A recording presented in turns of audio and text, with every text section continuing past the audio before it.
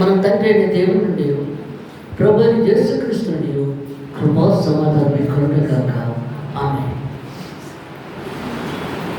మత్తయి సువార్త 26వ అధ్యాయము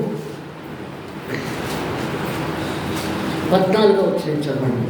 అప్పుడు 12 మందిలో ఒకడు ఇస్కరియోతు యూదా ప్రధాన యాజకుల యొద్దకు వెళ్ళి, నేను ఆయనకు నీకు అప్పగించిన ఎడల నాకేమి ఇచ్చురని వారిని అడిగాడు. అందుకు వారు 30 వెండి నాణెములు తూచి వానికి ఇచ్చిరి. వాడప్పటి నుండి ఆయనను అప్పగించుటకు తగిన సమయం కనిపెట్టుచుండెను. చాలు, ప్రార్థన చేసుకుందాం. దేవానికి స్తోత్రం నాయన, దేవానికి స్తోత్రం తండ్రి. పరిశుద్ధాత్మలు ఇక్కడే సంచరిస్తున్నావు ప్రభా. మాట్లాడుచున్నది మీరే కానీ నేను కాదు. నీ రోజు మాటలు ప్రతి ఒక్కరితో జ్ఞానం నీకు అంగీకారంగా ఉండేలా చేయమని, ప్రతి బిడ్డతో నువ్వే మాట్లాడాలి. రోషం తండ్రి. ఆమేన్. Thank you Jesus. పరిశుద్ధాత్మదేవ నీకే వందనాలు ప్రభా, వందనాలు తండ్రి.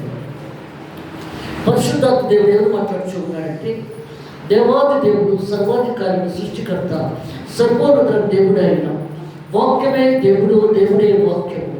వాక్యము రెండొచ్చులు గల కట్టము, కిళ్ళలోంచి ముగ్గులోంచి బయటలాగేస్తాం. అలాంటి వాక్యము మనం ఎంతవరకు చదువుతున్నాం, ఎంతవరకు ధ్యానిస్తున్నాం, ఎంతవరకు స్తుతిస్తున్నాం, ఎంతవరకు ఆరాధిస్తున్నాం, ఎంతవరకు కన్నీటితో ప్రార్థన చేస్తున్నాం, ఎంతవరకు కన్నీటితో గోజాడుతున్నాం. అందుకే దేవుడు మాట్లాడుతున్నాడు ఇక్కడ. యేసు ప్రభు ఈ లోకంలోకి వచ్చిన తర్వాత విశ్వాసాన్ని కృపణ తీసుకొచ్చాడు. విశ్వాసం లేకుండా దేవునికి ఇష్టడే ఉండట అసాధ్యం. ఆయన ఉన్నాడు, ఫలము దయచేయబడాలని నమ్మినప్పుడే కార్యం జరుగుతుంది, లేకపోతే కార్యము జరగదు. అక్కడ వాక్యము మన పాదములకు దీపమైంది, అది వెలుగే ప్రకాశిస్తుంది. ఆ వెలుగులో మనం ఎంతవరకు నడవగలుగుతున్నాం, ఎంతవరకు జీవించగలుగుతున్నాం. వాక్యం అని వెలుగులో నడవాలి. ఆది యందు వాక్యం ఉండను, వాక్యము దేవుని యందు ఉండను, వాక్యము దేవుడే ఉండను. ఆయన శరీరకారుడే మన మధ్యలో ఉండేది. 2-3 ఉన్న దగ్గర నేను ఉంటానని శ్రమించిన దేవుడు ఆయన. అందుకే దేవుడు మాట్లాడుతున్నాడు ఇక్కడ యేసు ప్రభువును అప్పగించడానికి ఇస్కరియోత యూదా సాతానుగా యేసు ప్రభు దగ్గరకు వచ్చాడు. 12 మంది శిష్యుల్లో ఒకరిగా వచ్చాడు. బరబ్బా శిష్యుడు, ఇస్కరియోత యూదా. అప్పుడు యేసు ప్రభు చేసే అద్భుత కార్యాలు మెరికల్సి చూసి గుర్రం మీద వస్తారు. బరబ్బాని ఇస్కరియోత యూదా యేసు ప్రభుని కలవడానికి ఆయన కొండ మీద ప్రసంగం చేస్తున్నప్పుడు, అప్పుడు ఆయన ప్రసంగం అయ్యే వరకు అక్కడే కూర్చొని, అప్పుడు ఆయన వచ్చిన తర్వాత వాళ్ళిద్దరి మధ్యలో నిలబడ్డాడు దేవుడు. ఇస్కరియోత యూదా బరబ్బా మధ్యలో నిలబడ్డాడు. నిలబడినప్పుడు అప్పుడు అంటున్నాడు బరబ్బా, ఎందుకంటే చాలా పెద్ద దొంగ బరబ్బా, గర్భంతో అహంకారంతో ఉన్నాడు. అప్పుడు యేసు ప్రభుతో అంటున్నాడు, నా చేతిలో చేయి వేస్తే వాడు డబ్బు సంపాదిద్దాం, ఏదైనా సాధించవచ్చు, నా చేతిలో చేయి వేయి అన్నాడు. యేసు ప్రభు పైనుంచి కిందకి ఇలా చూశాడు. యేసు ప్రభు, నీ చేతిలో చేయి నేను విడిలేనే కానీ నీ కోసం నా ప్రాణాలు ఇస్తానన్నాడు దేవుడు. అక్కడ మనందరి కోసం ఆయన ప్రాణాలు ఇచ్చిన దేవుడు ఆయన. మన చేతిలో చేయవేయడు, ఎందుకంటే మనం దుర్మార్గులము, దుష్టులము, పాపులము. ఆదవర్షమా అలవర్తల వట్టవా శుభ్రతల వట్టవా, మన చేతిలో చేయవేయడు ఆయన. ఎందుకంటే నీ కోసము నా ప్రాణాలు ఇస్తాను. అందుకే దేవుడు మాట్లాడుతున్నాడు ఇక్కడ. అప్పుడు కొంత దూరం వెళ్ళేటప్పటికి బరబ్బాతో అంటున్నాడు ఇస్కరియోత యూదా. ఆయన మాట్లాడుతుంటే నా గుండె మండిపోతుంది. ఎందుకంటే మన గుండె మండిపోవాలి. దేవుని వాక్యం అనేటప్పుడు అన్నిట్లో కూడా, పాటలలో, ప్రార్థనలో, వాక్యంలో గుండె మండిపోవాలి. అందుకంటున్నాడు దేవుడు ఇక్కడ, నా గుండె మండిపోతుంది, నేను ఆయన దగ్గరికి వెళ్ళిపోతానన్నాడు. అయితే వెళ్ళిపోతున్నాడు బరబ్బా. ప్రతి ఒక్కరూ ఒక దినాన్ని ఆయన దగ్గరికి వెళ్ళాలి. వెళ్ళక తప్పదు. ఈ లోకంలో నువ్వు చేసిన ప్రతి దానికి ఆఖరి నిమిషంలో మంచం మీద ఉన్నప్పుడు కూడా నువ్వు వెళ్ళాలి ఆయన దగ్గరికి. అది కావాలి అక్కడ. అందుకే దేవుడు మాట్లాడుతున్నాడు ఇక్కడ, జీవాధిపతిని దేవుడు, సర్వాధికారుడు, సృష్టికర్త, సర్వోన్నత దేవుడు ఆయన. అప్పుడు గయాము దగ్గరికి వచ్చి అంటున్నాడు ఇస్కరియోత యూదా, నేను ప్రభువుని అప్పగిస్తారు. డబ్బు పిచ్చోడు ఇశ్వరీయుత. అందుకు డబ్బు కోసం ఏ పనైనా చేసేస్తాడు. ఎందుకంటే 3 సంవత్సరాలు ఆయనతో కలిసి జీవించాడు, ఆయనతో కలిసి భోజనం చేశాడు, ఒక మంచం మీద పడుకున్నాడు, ఆయనతోటే ఉన్నాడు. అలాంటిది నేను అప్పగిస్తానంటున్నాడు అక్కడ యేసు ప్రభువు. అప్పుడు ఆయన దగ్గరికి వెళ్ళి నాకు అప్పగిస్తాను మీరు ఆయన్ని, నాకేమిస్తారని అడిగాడు. అప్పుడు చాలా సంతోషపడిపోయాడు కయ్యప్ప. డబ్బులకి అప్పగించేస్తున్నాడు. 30 వెండి నాణాలు ఇస్తాను. అంతకన్నా ఎక్కువ ఎవరు? మన దేవుడి ధర 30 వెండి నాణాలు. అందుకంటున్నాడు దేవుడు ఇక్కడ. ఎందుకంటే సర్వాధికారిని సృష్టికర్త సర్వోన్నతుడు దేవుడు అయిన ప్రభువుని నువ్వు వెంబడిస్తున్నాను అన్నాడు ఒక ఆయన. నన్నే వెంబడించగలవు. నక్కలకు ప్రియులను ఆకాశ పక్షులు గూళ్ళు ఉన్నవ కానీ మనుష్య కుమారుడు తలవార్చుని స్థలం లేదు అన్నాడు. నేను ఉండడానికే లేదు నాకు, ఇక నీకెక్కడ చోటు ఇవ్వను, నా వెనకాల ఎక్కడికి వస్తాను. అందుకే దేవుడు మాట్లాడుతున్నాడు ఇక్కడ. ఎంతవరకు ఆయనలో మనం జీవిస్తున్నాం, ఎంతవరకు ఆయన కృపను పొందుతున్నాం. 30 వెండి నాణాలకి అప్పగిచ్చేసాడు అక్కడ యేసు ప్రభు. మనము కూడా ఎంత కనిపిస్తున్నాం, దేవుడిని ఎంత పిచ్చేస్తున్నాం ఆయన. అందుకే దేవుడు మాట్లాడుతున్నాడు ఇక్కడ. జీవాధిపతుల దేవుడు, సర్వాధికారుడు, సృష్టికర్త, సర్వోన్నతుల దేవుడు ఆయన. ఇక్కడ దేవుడు సెలవిస్తున్నాడు ఇక్కడ. మత్తయి సువార్త 15వ అధ్యాయం మొదటి చదవండి.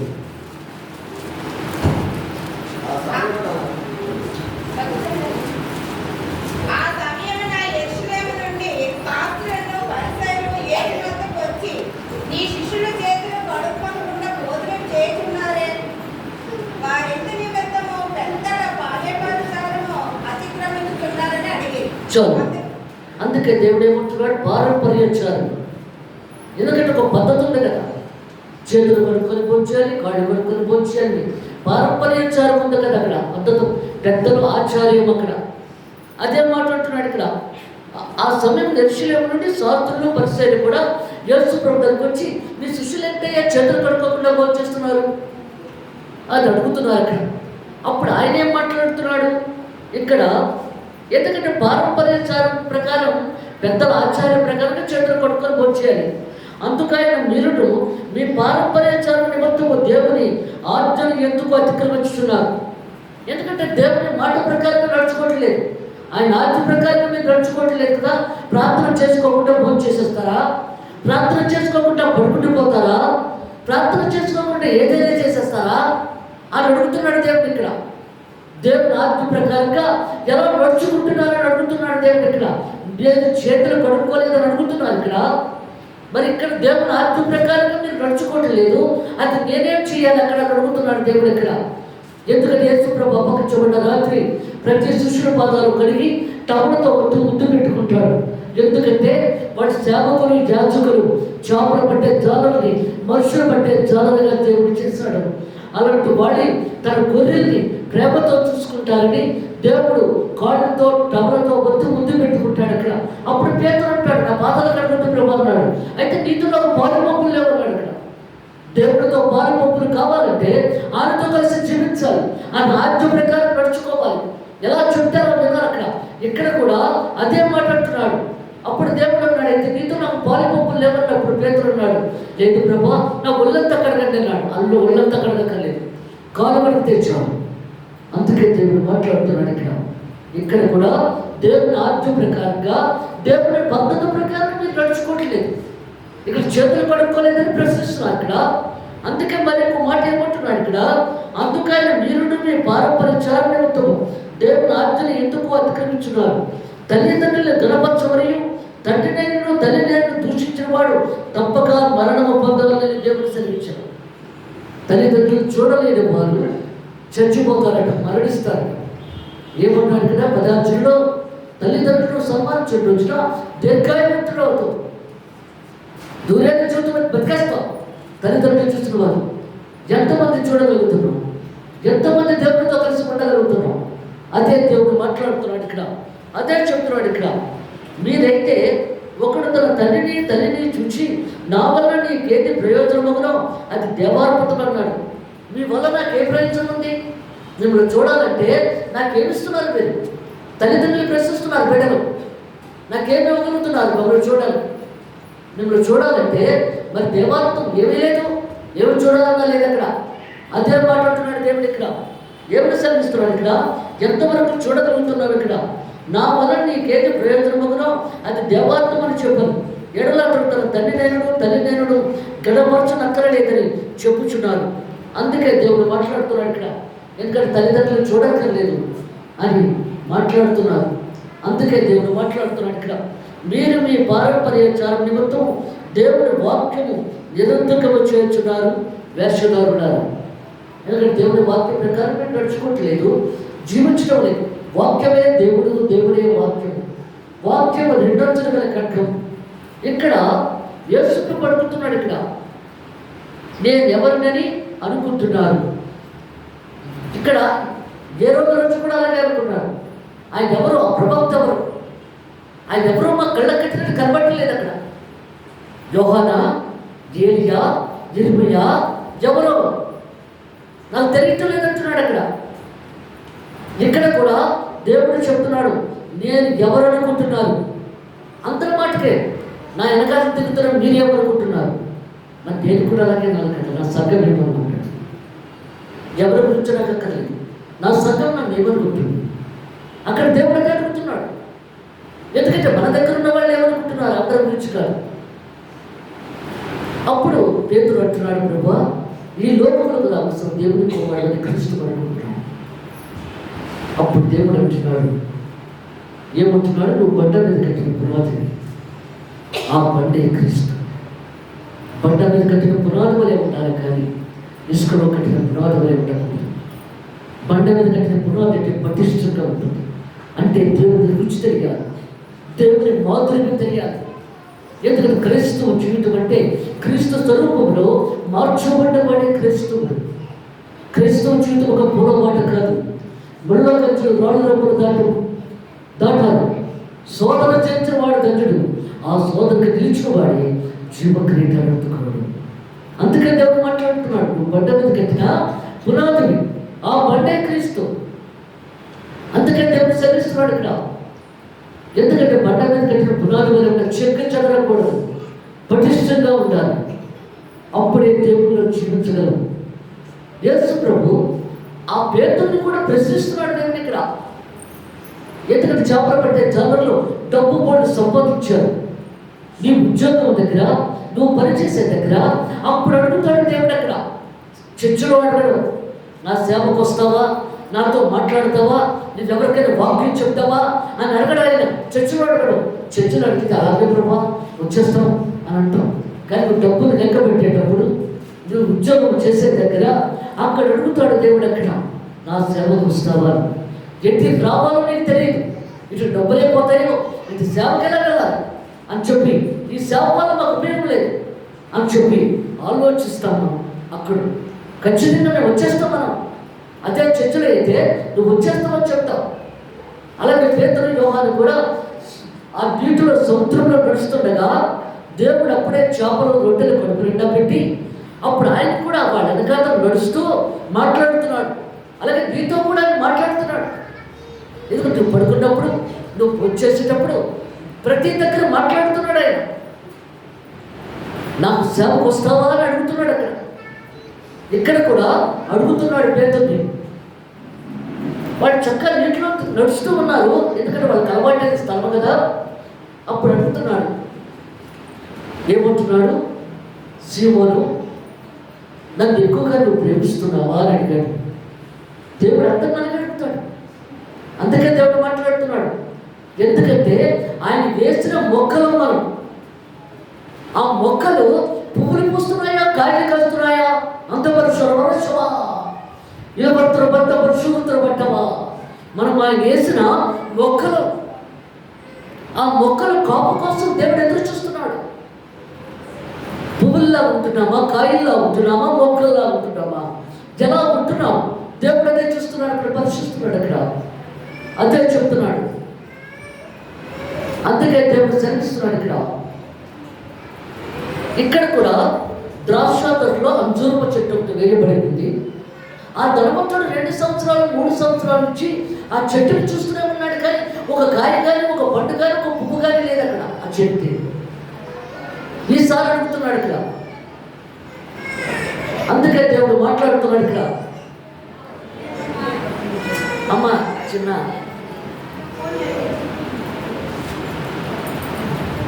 అమ్మ జాగ్రత్తగా చూసుకోండి తల్లిలు. అందుకే దేవుడు మాట్లాడుతున్నాడు ఇక్కడ. జీవాధిపతి దేవుడు, సర్వోధికారి, సృష్టికర్త, సర్వోన్నతుల దేవుడు అయినా 3 ఏళ్ళు అయిపోయింది కాపులేదు. అప్పుడు ఆ ధర్మంతుడు అంటున్నాడు, ఎదుగయ్యా చెట్టు, ఏ కాయ పండు లేదు చెట్టు దగ్గర. అలాంటప్పుడు ఇటు కూడా ఏం చేస్తాడు దేవుడు? నరకరికి చూసి పాడేస్తాడు. ఉపయోగం లేని మనుషులు నాకు అక్కర్లేదు. అబద్ధము, మోసము, వ్యభిచారము, ఇలాంటి మనసు నీకున్న వచ్చిన నాకు అక్కర్లేదు. నరికి పారేస్తాడు దేవుడు అక్కడ.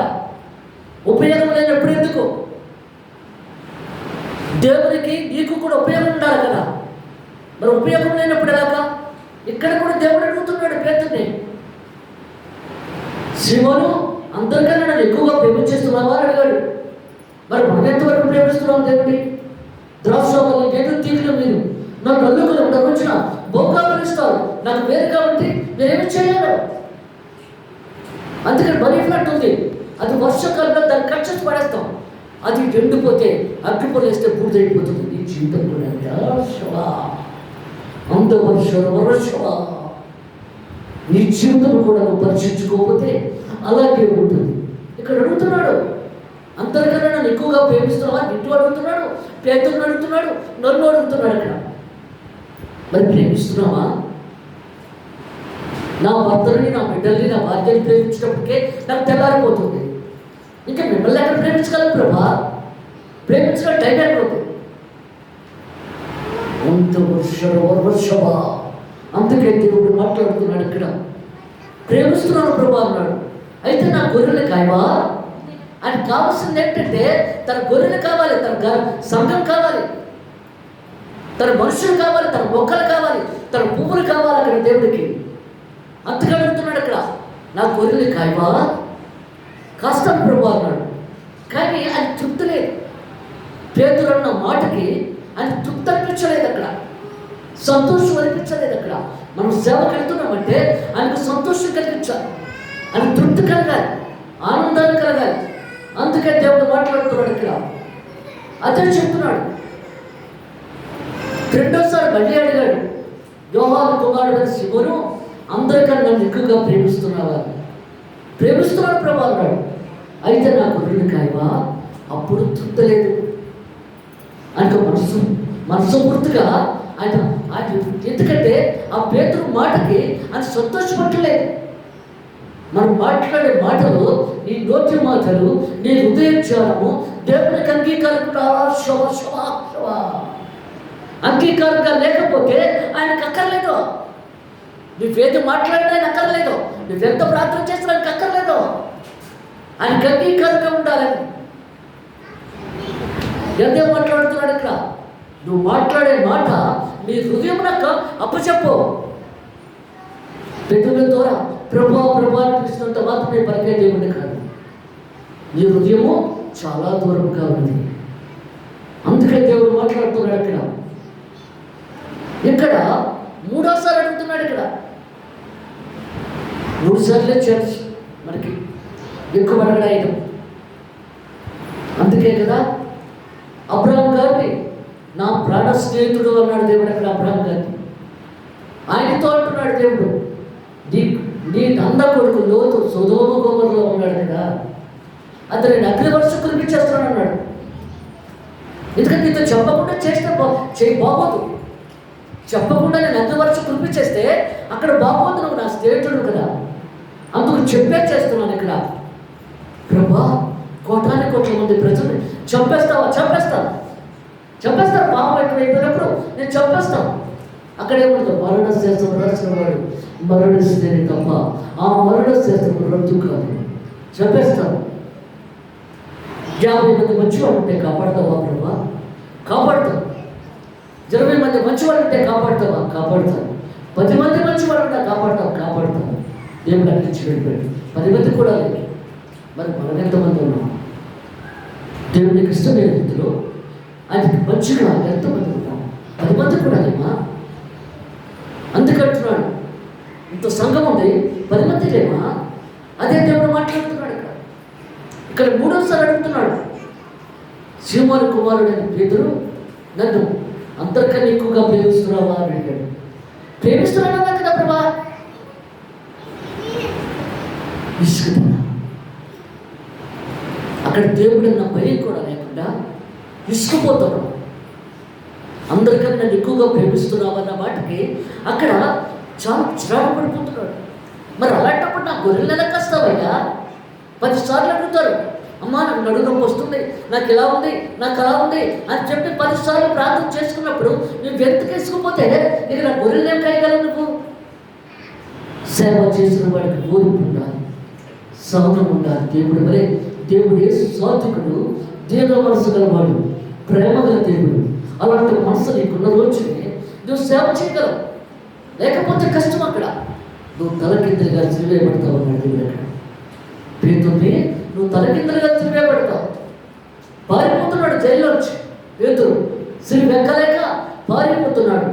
అలాగే నీవు చనిపోయేటప్పుడు నువ్వు కూడా భయపడిపోతున్నాడేమో. ఎందుకంటే భయపడినా పారిపోయినా అక్కడ కుదరదు. నువ్వు చచ్చిపోయేటప్పుడు ఆయన సరిగ్గా వెళ్ళిపోవాలి. నీ ఆత్మ నువ్వు భయపడినా, నువ్వు సిద్ధపడకపోతే, నువ్వు సిద్ధపడిన రోజునే నువ్వు మంచిగా వెళ్ళిపోగలవు దేవుడి దగ్గరికి. నువ్వు సిద్ధపడలేదనుకో నీకు భయం కలుగుతుంది, నరకానికి వెళ్ళిపోతానేమో.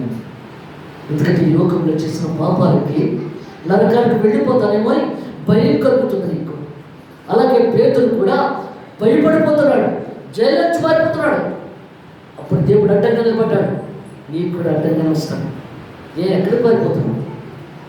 ఎక్కడికి వెళ్ళిపోతున్నావు అని అడుగుతాడు దేవుడు. ఎక్కడ ప్రభా నేను తలకిందుగా సిలువెక్కను, నేను తలకిందుగా నేను సిలువెక్కలేనా? అయితే నేను ఎక్కుతాను సిలువ. మనందరి కోసం ఆయన సిలువెక్కుతున్నాడు. ప్రతి నిమిషం తప్పు చేసుకుని ఉంటున్నాం, ప్రతి నిమిషం సిలువెక్కించేస్తున్నాం అన్నాం. ఆయన ఎంతో మనకు మారు మనసు, పశ్చాత్తాపం ఉంది, ఎంతో మనకు ఏడుస్తున్నాము, కన్నీరు కోరుస్తున్నాం. విడుదలతో నాకు కావాలి కానీ నీ బల్లరపు నాకు తట్టున్నాడు. కన్నీటి ప్రార్థన జవాబు ఇచ్చే దేవుడు అయినాం. అందుకే దేవుడు సహిస్తున్నాడు. కన్నీటి ఖర్చు నలుగుబడేది నాకు కావాలన్నాడు దేవుడు. ఇక్కడ నగలు కొట్టుకో. అందుకే దేవుడు సహిస్తున్నాడు. కుటుంబారాధన చేసుకుంటున్నావా? ఏ కృత్యంలో లేచి ప్రార్థన చేసుకుంటున్నావా? 2వ జాములో లేస్తున్నావు, 3వ జాములో లేస్తున్నావు, 4వ జాములో లేస్తున్నావు. దేవుడు చూస్తున్నాడు. అక్కడ ఏ జాములైనా వచ్చేస్తాడు ఆయన. అందుకే దేవుడు మాట్లాడుతున్నాడు, మరి ఏ జాములో లేచి నువ్వు ప్రార్థన చేయగలుగుతున్నావు. అందుకే అంటున్నాడు 24 గంటలు తింటున్నావా, త్రొక్కుతున్నావా, తెల్లారిందా? అది కాదు కావలసింది కదా దేవుడికి. ఈ 24 గంటలు కుటుంబం ఆలోచనలు, అందరి బిడ్డల గురించి ఆలోచనలు, ఇదే తప్ప నువ్వు దేవుడి గురించి ఆలోచించవా? ఆయన కూడా మనకు అన్నీ చేస్తున్నాడు కదా, మరి ఆయన గురించి కూడా ఆలోచించాలి కదా. ఎంతవరకు మనం ఆలోచిస్తున్నాం ఆయన గురించి, ప్రార్థన చేస్తున్నాం. అందుకంటున్నాడు రోజుకి 24 గంటల సమయం, 10వ వంతు 2.5 గంటలు. ఆ 2.5 గంటలు కూడా దేవుడికి బలపడుతున్నావా? అందుకే దేవుడు మాట్లాడుతున్నాడు. ఆ 2.5 గంటలు దేవుడికి ఇవ్వండి, దేవుడు సంతోషపడతాడు. కుటుంబాలను కంపల్సరీ ఉండాలి. భర్త భార్య బిడ్డలు ఒక పాట పాడుకొని, వాక్యం చదువుకొని, ప్రార్థన చేసుకొని దేవుడిని సంతోషపడతాడు ఇక్కడ. అందుకే దేవుడు మాట్లాడుతున్నాడు. ఇది చెప్పి నేను ముగించేస్తున్నాను ఇక్కడ. అందుకే దేవుడు ఏమంటున్నాడు, లూకా సువార్త 11వ అధ్యాయము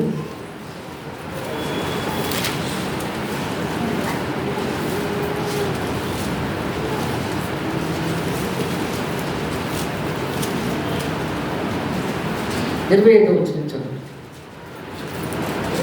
అమ్మ 10వ వచనం, 25వ వచనం, 10వ అధ్యాయము 25వ వచనం.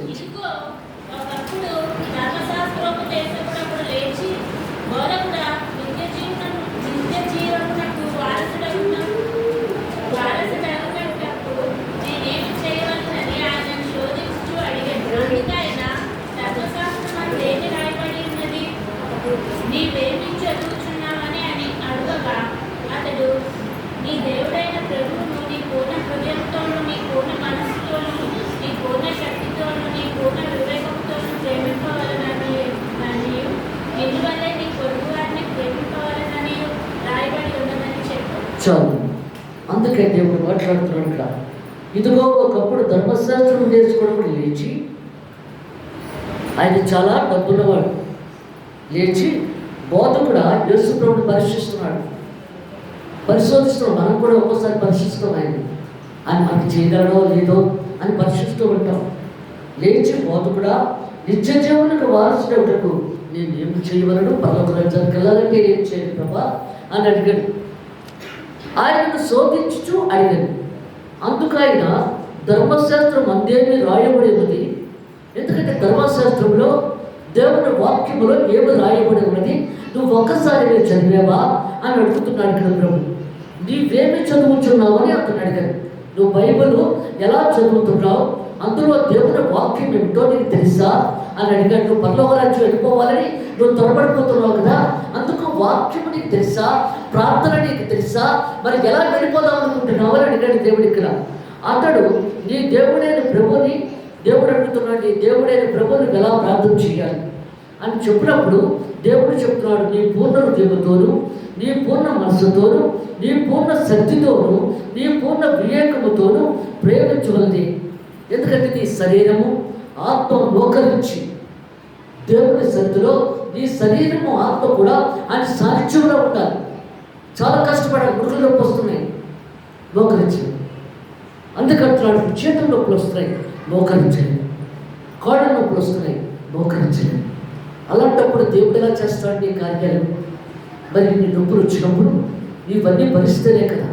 యేసు ప్రభు కూడా ముళ్ళకరేటం పెట్టుకున్నాడు, చేతుల్లో వేకులు, కాళ్ళలో వేకులు దిగ్గొట్టబడ్డాయి మనం చేసిన పాపాన్ని బట్టి. మరి ఆయన ఎంత ఏడవాలి, ఒక కన్నీటి పట్టు కూడా రాచలేదు. ఎందుకంటే నేను నా చేతిలో ఉన్నది, నేను ఇష్టపూర్వకంగా వచ్చాను, నా బిడ్డలకి నా ప్రాణం ఇవ్వడానికి నేను ఇష్టపూర్వకంగా వచ్చాను. అలాంటప్పుడు నువ్వెలాగ దేవునికి మోకరించలేకపోతున్నావు? అందుకే దేవుడు అడుగుతున్నాడు. యోబు అంటాడు కదా, నా విమోచకుడు సజీవుడైనను, ఆయన భూమి మీద కలుగుతున్నను, నా చర్మము చీకుపోయినను నేను కరుణాలను చూస్తాను. నా చర్మం ఏమైపోయినా, నా ఎముకలు ఏమైపోయినా నా దేవుడు నాకు కావాలి. మరి ఎంతవరకు నువ్వు ఆ బాధను భరిస్తున్నావు? మోకరించి ప్రార్థన చేయలేకపోతున్నావు. దేవుని సన్నిధిలో ఆయన హృదయమంతా ఇవ్వలేకపోతున్నావు. అక్కడ అదే అంటున్నాడు, నువ్వు బాధపడుతూ నువ్వు ప్రార్థన చేస్తున్న రోజున దేవుడు తప్పగా అంటాడు. నువ్వు తలగడ పెట్టుకొని ప్రార్థన చేస్తానంటే కుదరదు. ఇక్కడ అంతే చెబుతున్నాడు ఇక్కడ, నీ పూర్ణ హృదయముతోను, నీ పూర్ణ మనసుతోను, నీ పూర్ణ శక్తితోను, నీ పూర్ణ వివేకముతోను ప్రేమించవలది, నిన్ను వల్ల నీ పొరుగు వారిని ప్రేమించవలనది రాయబడుతుందని చెప్పాను. అందుకైనా నువ్వు సరిగా ఉత్తరమించుతుంది. బాగానే చెప్పావు ప్రభా, బోధకుడను బాగా చెప్పవు, అలాగే చేద్దాం అన్నాడు ధర్మంతుడు.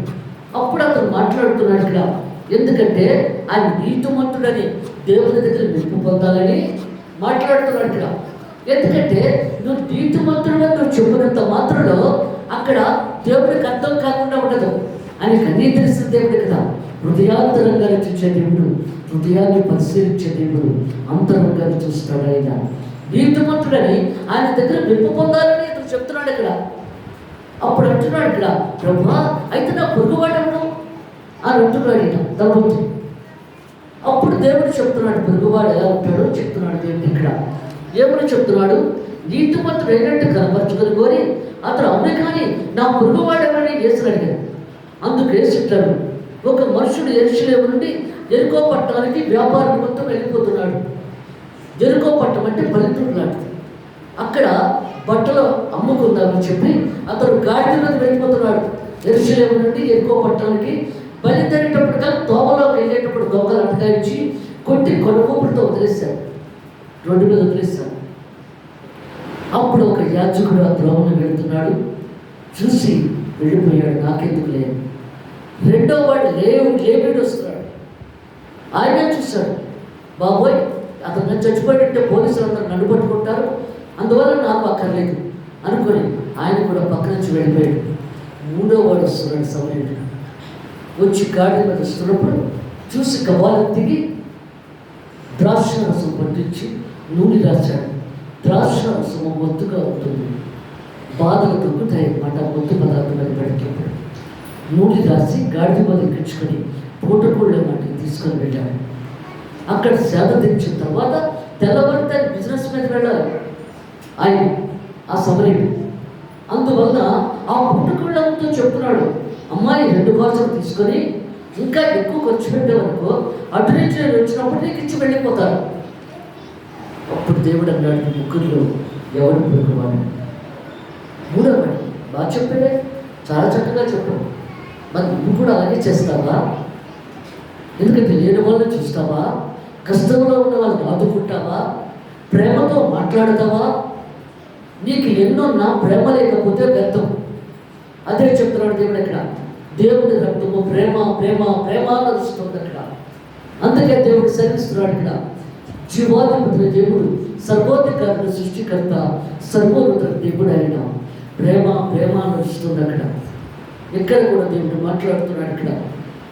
బరబ్బా చెప్పాడు కదా, బరబ్బాతో ఏమన్నాడు? నీ చేతిలో నేను చేయలేదు కానీ నీ కోసం నా ప్రాణాలు ఇచ్చేస్తానన్నాడు కదా ఆయన. ఇక్కడ యేసు ప్రభుని సిలువెక్కించి బరబ్బాని విడుదల చేయమన్నారు. వాడు చాలా పెద్ద దొంగ. అలాంటి వాడిని విడుదల చేసి యేసు ప్రభుని సిలువెక్కించమంటున్నారు. ఎందుకంటే యూదులే కేకలేసేస్తున్నారు అక్కడ.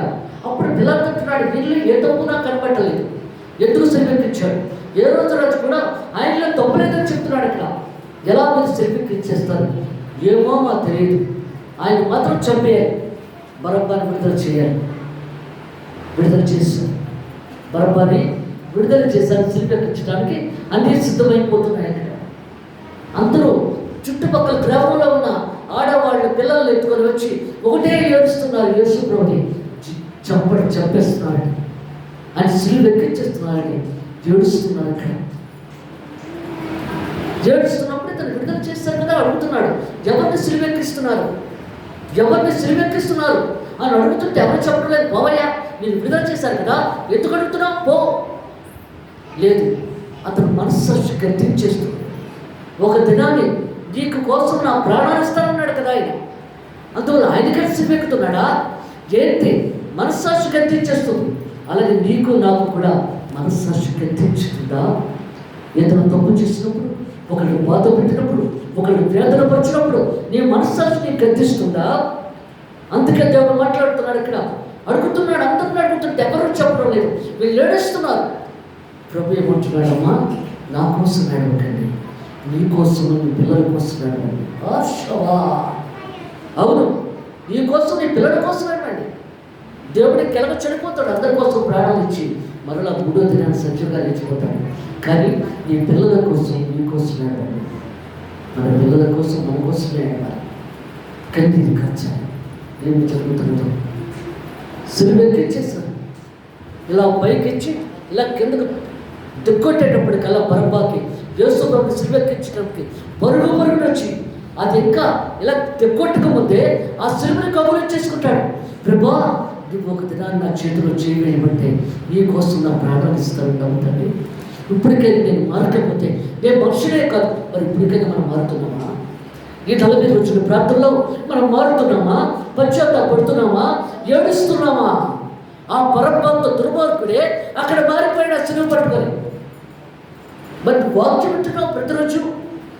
అందుకంటున్నాడు, ప్రభా, నేను ఇప్పటికైనా మారకపోతే కుదరదని. ఎప్పుడైతే ఇలా పట్టుకొని అది ఆ సిలువని ఇలా తిప్పొట్టేటప్పుడు కదా ఆయన రక్తం బడబడామని ఆ దొంగ మీద పడిపోయింది, పరబ్బా మీద. పూర్తిగా మారిపోయాడు అక్కడ. అలాగే నువ్వు నేను మారిపోతాను. అప్పుడే దేవుడు ఆశ్రయిస్తాడు. నేను పరిష్ట కాదు.